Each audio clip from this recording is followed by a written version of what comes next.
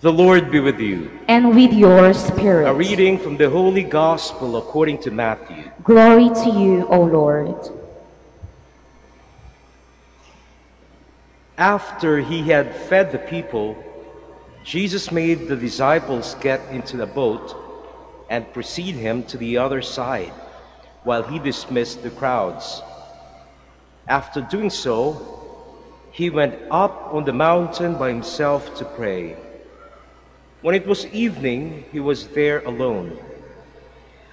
Meanwhile, the boat, already a few miles offshore, was being tossed about by the waves, for the wind was against it. During the fourth watch of the night, he came toward them walking on the sea. When the disciples saw him walking on the sea, they were terrified. "It is a ghost," they said, and they cried out in fear. At once Jesus spoke to them, "Take courage, it is I. Do not be afraid." Peter said in reply, "Lord, if it is you, command me to come to you on the water." He said, "Come." Peter got out of the boat and began to walk on the water toward Jesus. But when he saw how strong the wind was, he became frightened, and beginning to sink, he cried out, "Lord, save me." Immediately, Jesus stretched out his hand and caught Peter and said to him, "O you of little faith, why did you doubt?" After they got into the boat, the wind died down. Those who were in the boat did him homage, saying, "Truly, you are the Son of God." The Gospel of the Lord. Praise you, Lord Jesus Christ. Please be seated.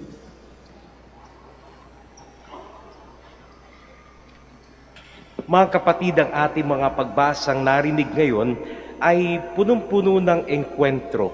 Dalawang napakaganda at napakahalagang engkwentro ang ating napakinggan. Sa unang pagbasa, narinig natin ang engkwentro ni Propeta Elijah sa Diyos. At sa ating ebanghelyo, nakita natin yung engkwentro ng mga disipulo sa kay Jesus. At magkaiba man yung kanilang pangyayari, ay marami silang pagkakatulad. Halimbawa, dun sa unang pagbasa, kung saan si Propeta Elijah ay narinig natin, naroon siya sa bundok ng Horeb. Matatanong natin, anong ginagawa ni Elijah doon sa bundok? Para ating maintindihan, magandang balikan natin yung nangyari bago nagpunta sa bundok ng Horeb si Elijah. Kung ating matatandaan, si Elijah ay nabuhay nung kapanahunan ni Haring Ahab. Si Haring Ahab nagpakasal sa isang babae na ibang relihiyon, si Reyna Jezebel. At dahil iba yung kanyang relihiyon, yun yung kanyang pinapalaganap sa mga tao. Kaya nga't sabi ni Elijah sa kanila, "Bayang Israel, kanino ba talaga kayo maniniwala?" Kaya para malaman nila kung kanino sila maniniwala, sabi ni Elijah, "Punta kayo sa isang lugar, magpunta tayo doon. At tawagin niyo ang lahat ng propeta ni Baal. Mag-alay sila, mag-aalay din ako ng sakripisyo para sa Diyos. At tingnan natin kung aling alay ang kakasihan ng Diyos." Natural, ang kinalugdan ng Diyos ay yung alay ni Elijah. Kaya pagkatapos nun, pinapatay yung mga propeta ni Baal. At dahil doon nagalit si Reyna Jezebel at gusto niyang ipapatay si propeta Elijah. Kaya siya nagtungo sa bundok ng Horeb para magtago, para hindi siya mapapatay ni Reyna Jezebel. Kaya't maunawaan natin kung bakit naroon sa bundok si Elijah. Natakot siya. Sa kabila ng kaniyang pananampalataya sa Diyos, natakot siya. Sa kabila ng kaniyang kakayahang magdasal at magpangaral sa mga tao, natakot pa rin siya sa mangyayari sa kaniya. Nagkaroon siya ng takot. Subalit ano yung sabi ng Diyos sa kanya? Sabi ng Diyos sa kanya ay, anong ginagawa mo dyan? Kumbagay para sinasabi kay Elijah, bakit ka nagtatago sa bundok? Di ba ikaw ay isang propeta? At hindi iyan ang lugar na nais ko para sa iyo. Ang nais ko para sa iyo ay doon sa mga tao upang patuloy mong ipangaral ang katotohanan sa kanila. At doon lamang muling nagkaroon ng lakas ng loob si Elijah para ituloy ang kanyang misyon. Mula sa pagtatago niya sa bundok, sa isang kuweba doon, lumabas siya at nagtungo kung saan siya ninanais ng Panginoon magtungo. Dito naman sa ating ebanghelyo, kakaibang enkwentro din naman ang nangyari. Yung mga disipulo, na enkwentro nila ang ating Panginoong Hesus. Sila ay naglalakbay doon sa bangka. Pero sa gitna ng kanilang paglalakbay, wala si Jesus noon, ay dumating ang malakas na hangin kaya't natakot sila na baka sila lumubog. Tulad ni Elijah, natakot din sila. Sa kabila ng katotohanang matagal na nilang kasama si Jesus, narinig na nila yung kanilang pangaral, nakita na nila yung mga milagrong kayang gawin ng ating Panginoon, natakot pa rin sila. At nung makita nila si Jesus na naglalakad, ang akala tuloy nila, ito ay multo. Natakot sila. Subalit ang isang naglakas loob sa kanila, si Pedro. At sabi niya Panginoon, kung ikaw talaga yan, hayaan mo akong lumakad sa iyo. Hayaan mo akong lumakad din sa tubig. Sa simula, nakalakad si Pedro. Subalit nung maramdaman niya yung hangin, natakot siya kaya't unti-unti siyang lumubog. Natakot rin siya. Anong ginawa ng ating Panginoon? Agad-agad, iniabot ng ating Panginoon yung kanyang kamay kay Pedro at siya ay iniligtas. At sabi na lang ni Jesus, bakit maliit ang iyong pananampalataya?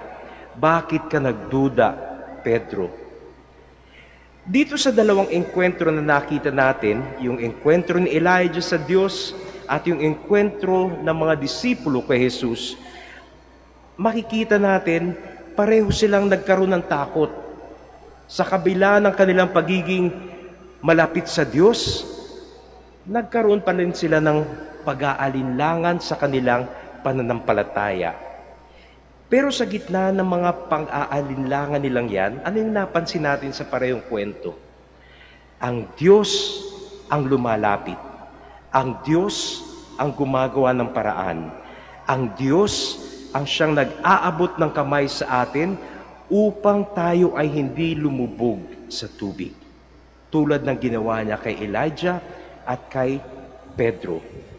Dahil ang Diyos mayroong misyon para sa atin. Sinabi niya kay Elijah, Elijah, umalis ka dyan sa bundok, magtungo ka doon at mangaral ka. Dito kay Pedro, tila ba inutusan siya ng Panginoon, get out of your boat and walk towards me. Kung minsan kasi, yung kuweba ni Elijah at yung bangka ni Pedro, nagiging parang symbolism ng ating mga comfort zone. Na we have become so comfortable in something na hindi na tayo nag-iisip na subukan yung ibang mga bagay na maari pa nating gawin. Halimbawa, si Elijah, He could have been safe and comfortable in the cave without the threat on his life. O kaya naman si Pedro, pwede naman doon na lang siya sa bangka. Hindi na naman kinakailangang tumawid siya sa tubig. But they had to get out of their comfort zones because that is not the place where God wanted them to be. What God wanted was that not that they be safe, but they remain faithful to Him, that they remain trusting in Him. At sa ating buhay, ganun din ang tawag sa atin ng Diyos. Minsan, He asks us to do things na akala natin hindi natin magagawa. Kung minsan natatakot tayo, tumatanggi tayo, dahil iniisip natin, hindi ko kaya yan, hindi ko pa nagawa yan noon. But you know, the Lord is always stretching out His hand. At lagi niya sinasabi, huwag kang matakot. Do not be afraid. Dahil kapag tayo ay kumapit sa Kanyang kamay, we can do things which we never imagined we can do. So a great faith is required for us in order for us to follow and do the will of God in our lives. He does not want us to stay in our comfort zones, but He wants us to go and spread the word where people need to hear it.